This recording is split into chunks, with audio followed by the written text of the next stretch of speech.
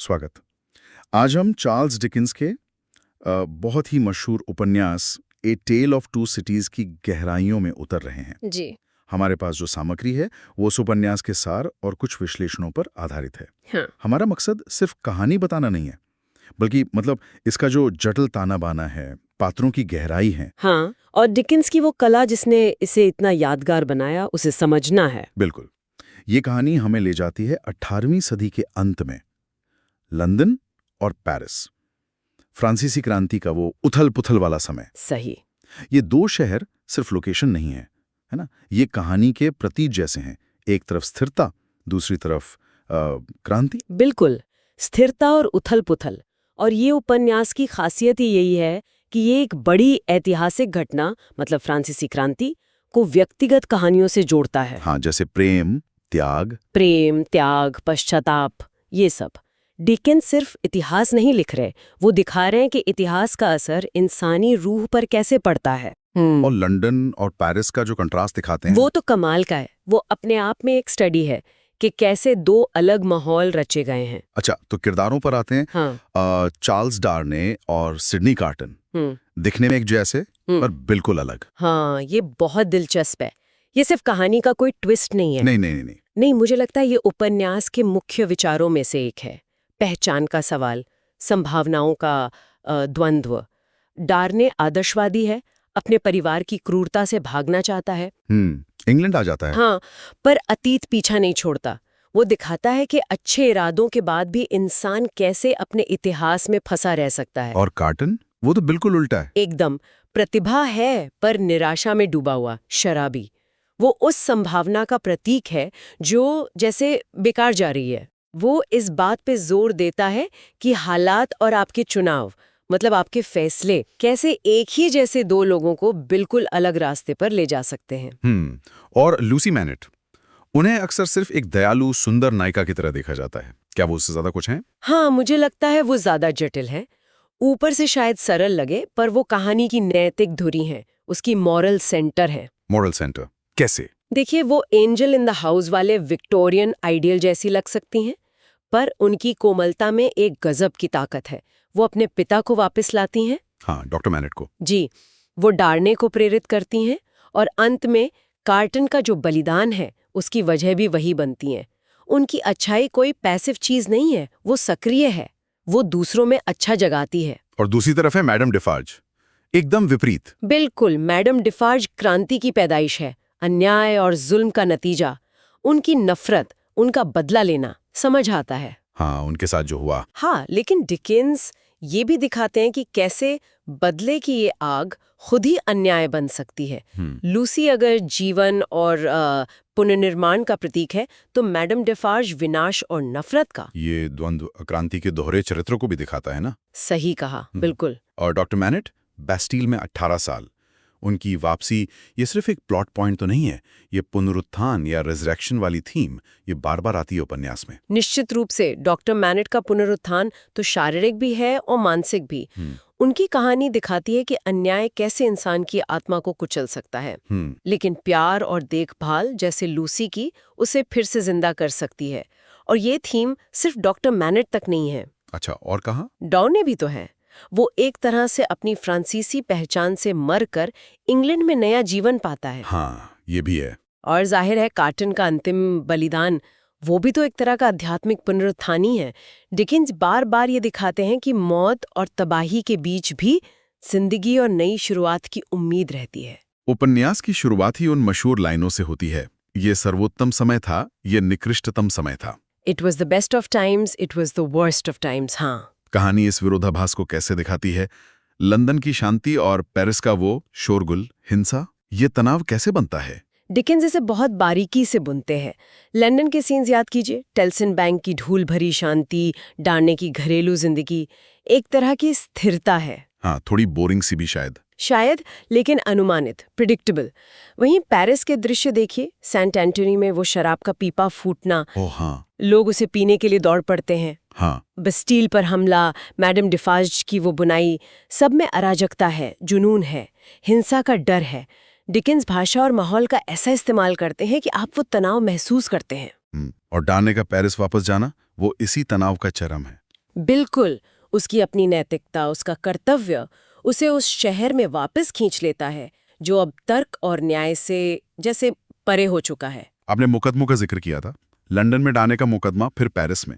ये न्याय व्यवस्था के बारे में क्या कहते हैं? क्या डिकेंस किसी एक को बेहतर बता रहे हैं? मुझे नहीं लगता वो किसी को आदर्श बता रही हैं।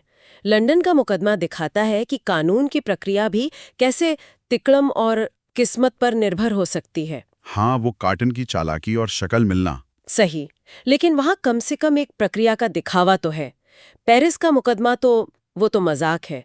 वहाँ सबूत या तर्क नहीं, बस खून का रिश्ता और भीड़ का गुस्सा ही फैसला करता है। तो डिकेंस दोनों ही तरफ न्याय की कमजोरी दिखा रहे हैं। हाँ, और भीड़ की ताकत, वो मॉब मेंटालिटी, वो दिखा रहे हैं कि न्याय के नाम पर कितना अन्याय हो सकता है, चाहे वो पुरानी व्यवस्था में हो या क्रांति की गर्मी में।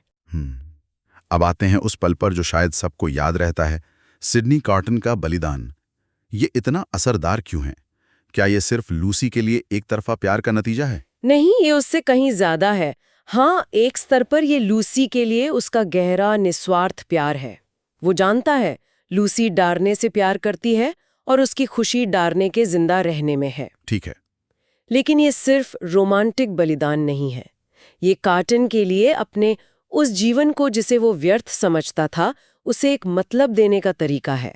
उसने अपनी प्रतिभा बेकार कर दी थी, शराब में, निराशा में। हाँ, और इस एक काम से वो खुद को जैसे रिडीम करता है, एक मकसद पाता है। डिकेंस यहाँ शायद ये भी कह रहे हैं कि सबसे टूटे हुए इंसान में भी महान बनने की क्षमता होती है। यहाँ एक सवाल उठता है, क्या कॉटन बिना मरे भी अपने जीवन को सार्थक बना सकता था? क्या डिकेंस ये कह रहे हैं कि उद्धार के लिए, मतलब रिडेम्पशन के लिए, मरना ही पड़ता है? ये बहुत अच्छा सवाल है। उपन्यास में शायद सीधा जवाब न हो, पर सोचने पर मजबूर करता है। कार्टन का मामला थोड़ा एक्सट्रीम है। शायद उसके जैसे गहरे डूबे हुए इंसान के लिए इतना बड़ा कदम ही बदलाव ला सकता था। लेकिन डॉक्टर मैनेट का उदाहरण भी तो है। हाँ, उनका पुनरुत्थान तो मृत्यु से नहीं हुआ। नहीं, वो धीरे धीरे हुआ, प्यार से, देखभाल से, सामान्य जीवन में लौटने से। तो शायद डिकेंस यही दिखा रहे हैं कि उद्धार के रास्ते अलग अलग हो सकते हैं।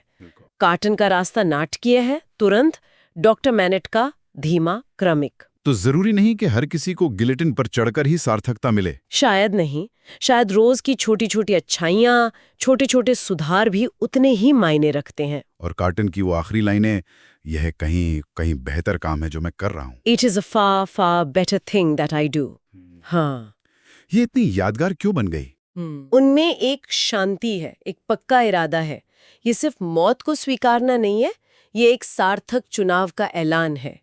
कार्टन अपने गुजरे हुए जीवन को देखता है जो बेकार था, और अपने इस काम को देखता है जो सार्थक है।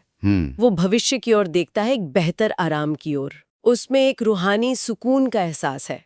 ये लाइनें पाठक को हिला देती हैं, क्योंकि ये उस आदमी के मुंह से निकली हैं जिसने जिंदगी भर खुद को बेकार समझा, पर आखिर में उसने अपने जीवन का सबसे ऊंचा मकसद पा लिया। ये आशा और बदलाव की संभावना का प्रतीक बन गई हैं। बिल्कुल।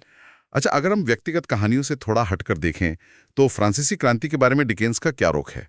क्या वो क्रांतिकारियों के साथ हैं या उनके खिलाफ? हमारे स्रोत तो यही कहते हैं कि वो दोनों तरफ की ज्यादतियां दिखाते हैं। हाँ, डिकेंस का नजरिया बहुत संतुलित है और मानवीय है। वो साफ दिखाते हैं कि क्रांति क्यों हुई, मार्क्विस एवरेमॉन्ट जैसे अमीरों की भयानक क्रूरता। हाँ, वो गाड़ी वाला सीन। वही आम लोगों का दुख, उनका शोषण, वो पाठक को महसूस कराते हैं कि ये विद्रोह होना ही था। वो शराब के पीपे वाली घटना, हाँ, वो दिखाती है कि लोग कितने भूखे और हताश थे। सही। लेकिन डिकेंस क्रांति के आदर्शों का जो हिंसक और क्रूर रूप सामने आया, उससे भी उतनी ही साफगोई से दिखाते हैं। मैडम डिफार्ज और उनकी जैसी बदला लेने वाली भीड़, द टेरर का वो अंधा न्याय। मतलब वो दिखाते हैं कि कैसे अच्छे इरादे भी भयानक बन सकते हैं। हाँ, वो किसी एक पक्ष का गुणगान नहीं करते, वो इंसानी फितरत की जटिलताओं को दिखाते हैं, कैसे जुल्म सहने वाला खुद जालिम बन सकता है। और शायद यही बात इस उपन्यास को आज भी इतनी जरूरी बनाती है। सामाजिक अन्याय, क्रांति की जरूरत और उसके खतरे, व्यक्तिगत नैतिकता और भीड़ का दबाव, ये मुद्दे तो आज भी हैं। बिल्कुल, ये उपन्यास हमें याद दिलाता है कि इतिहास खुद को दोहराता है, क्योंकि इंसानी जज्बात, प्यार, नफरत, बलिदान, बदला, वो तो वही रहते हैं। ये हमें सोचने पर मजबूर करता है कि समाज में बदलाव कैसे लाया जाए। क्या हिंसा कभी सही हो सकती है? व्यक्तिगत जिम्मेदारी और सामाजिक दबाव में संतुलन कैसे बने? ये सवाल 1789 में जितने जरूरी थे उतने ही आज भी हैं। तो अगर हम इस चर्चा को समेटें हमारे स्रोतों के आधार पर, तो अ टेल ऑफ टू सिटीज सिर्फ लंदन और पेरिस या फ्रांसीसी क्रांति की कहानी नहीं है। ये द्वंद्वों की कहानी है। हाँ, व्यक्तिगत और ऐतिहासिक का द्वंद्व। हाँ, प्यार नफरत का, त्याग और बदले का, निराशा और मोक्ष का। सही। डिकेंस एक बहुत बड़े ऐतिहासिक कैनवस पर इंसानी रूह के सबसे गहरे, सबसे यूनिवर्सल संघर्षों को दिखाते हैं। हाँ, और ये हमें कुछ बुनियादी सवालों के साथ छोड़ जाता है, जैसे सिडनी कार्टन का बदलाव। वो हमें सोचने पर मजबूर करता है कि क्या हम सब में एक बेहतर इंसान बनने की संभावना है, चाहे हालात कितने भी बुरे क्यों ना हों। और समाज के लिए भी इसमें एक चेतावनी है। अन्याय का चक्र कैसे चलता है और कैसे न्याय और बदले के बीच की लाइन धुंधली हो सकती है। बिल्कुल। और शायद श्रोताओं के लिए एक आखिरी विचार ये हो सकता है, डिकेंस दिखाते हैं कि कैसे इतिहास की बड़ी लहरें हमारी जिंदगी को शक्ल देती हैं, लेकिन आखिर में हमारे व्यक्तिगत चुनाव ही मायने रखते हैं। हाँ, कार्टन का चुनाव, डाने का चुनाव, लूसी का चुनाव। सही। आज की दुनिया में जो अक्सर इतनी उथल-पुथल भरी लगती है, हम अपने छोटे-छोटे व्यक्तिगत चुनावों से अपने आसपास की दुनिया पर क्या असर डालते हैं, ये एक सवाल है जो चार्ल्स डिकेंस की ये कहानी हमारे जहन में जरूर छोड़ जाती है।